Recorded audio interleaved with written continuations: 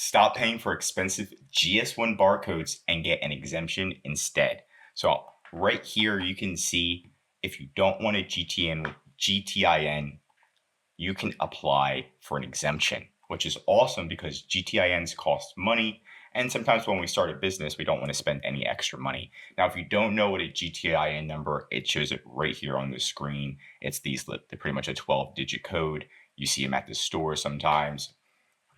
Very similar to a UPC code, right? And when you're creating a listing on Amazon, what do they require? They require a GTIN. So you go to gs1.org, you purchase a verifiable GTIN that you own, and then you give it to Amazon, and then you create your listing. So there's a step-by-step process. If you have an exemption, all you have to do is just check this box. This product doesn't have a product ID, and then you can move forward and sell it on Amazon, which is a lot faster to do. Now, the downside of this is obviously if you go through and get your own GTIN, then if somebody tries to steal your brand or your listing, you can prove that you own it, you paid for it, right? So there's a couple different benefits and pros and cons here, but this is the fastest way for new sellers to save that extra $1 or $2. Now, you can apply for a GTIN if you're selling private label or handmade products. So private label means you're not selling something that's branded. So I have Beats headphones right here.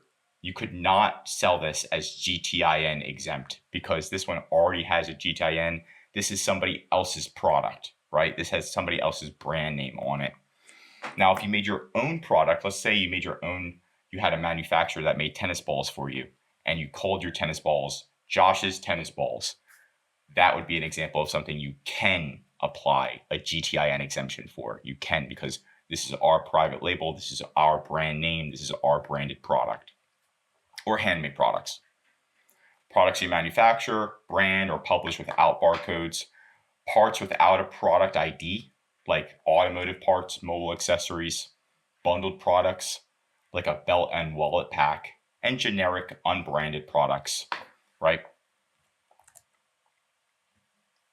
Now, you cannot apply for a GTIN exemption if the product has an existing GS1 barcode. So if they already paid for a barcode, you're not going to be able to apply. If it has an existing EIN or UPC code or ISBN. ISBN is usually for books. And then there's some other ones right here. So, and again, this is directly from Amazon's policies. So you can check out Amazon's policies yourself. Again, directly from Amazon's policies, which is really nice. And they have like the application process and everything. So it's really cool to do. But if we're doing it ourselves, let's see if we go and we potentially create a product. Let's see if this will load. Right, it was already approved. So what we did is we just said we're selling adult men's socks. Okay. And then we have the category right here. And then we marked it as generic, right? So we put this product does not have a brand name. After that, we click this product does not have a product ID, aka we're trying to get Amazon to approve it to be exempt. So we clicked on this, we clicked on that, and then we click next. After that, sometimes Amazon will give you automatic approval. In this case, we got automatic approval for GTIN exemption. Now they say UPC exemption, but it's the same thing. I guess whoever made it. So now we're able to sell the product without a GTIN code, which is phenomenal. That was so quick.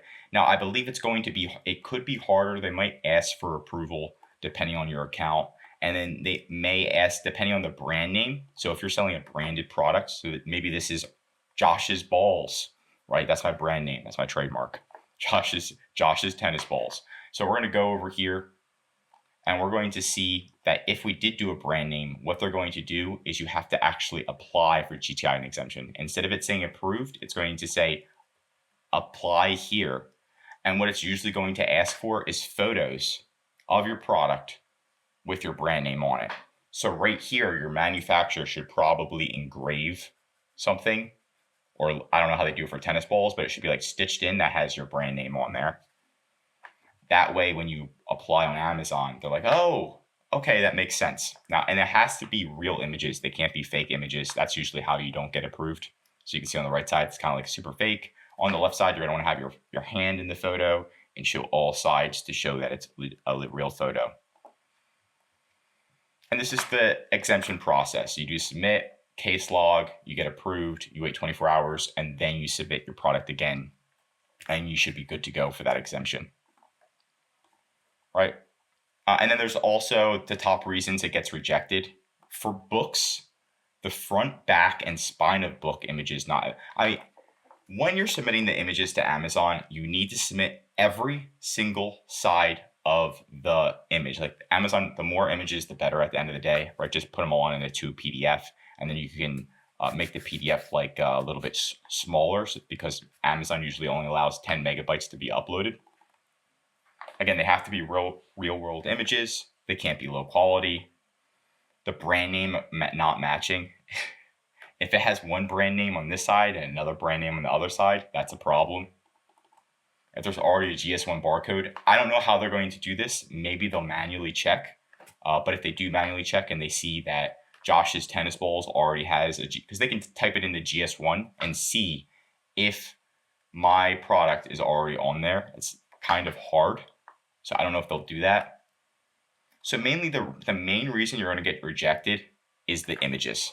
So that's going to be the most important thing that you do when you're uploading these images, right? They need to be extremely high quality. I would recommend to put them all into a PDF and then make sure the PDF isn't too large and then submit it to Amazon, and then you should be good to go. But yeah, you can go through the specifications, but that's how you get approved in a nutshell. And that's it for today's video. If you learned something new, drop a like. And if you want more Amazon videos, tell me what to cover next in the comments. Of course, if you need help with increasing sales, anything mentioned in this video like GS1 approval or exemption, you can feel free to contact us. We also help with selling on Amazon. Contact EHP Consulting Group. The link's right in the description to contact us or schedule a call. I'm Josh Hackett, CEO of EHP Consulting Group, signing out.